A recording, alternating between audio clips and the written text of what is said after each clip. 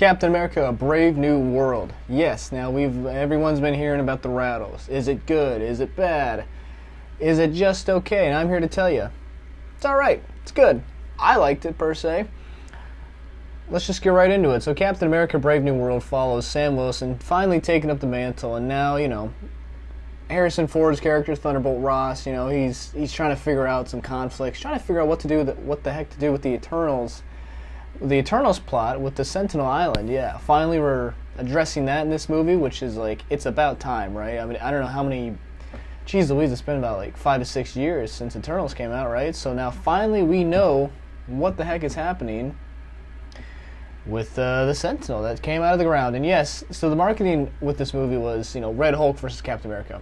I think that was smart. I think it was a good idea because what this movie gave us was a very, Captain America, not versus Ross, but those two, they crossed paths many times in this movie, as you probably know. But the thing is, the most interesting thing about this movie is every moment with Ross. He is the standout. He has the most interesting story in the entire thing, and I think what this movie does well is throughout, you're not rooting for him to become the Red Hulk. You don't want to see that happen. And the way they did that, and the things they have him do and say and stuff like that, is the reason why you root for him, you feel bad for him, and you don't want him to Hulk out per se.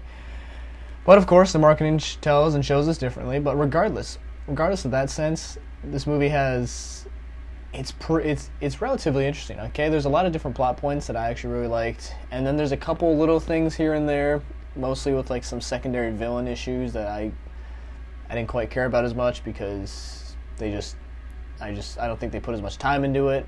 And I think if you kind of heard the rumblings online, this movie was definitely reshot a decent amount.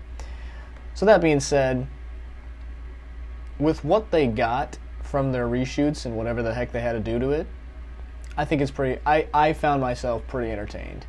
One of the biggest critiques I have is in the earlier Marvel movies, the hits seem harder. The fight scenes, you feel more of that. These first couple action sequences we had, I just didn't quite feel that. There's maybe 2 or 3 different scenes where I'm the CGI. People love to complain about CGI in movies now. So if you're one of those people, you're gonna find yourself in about 2 or 3 different scenes where you're that's kind of jarring.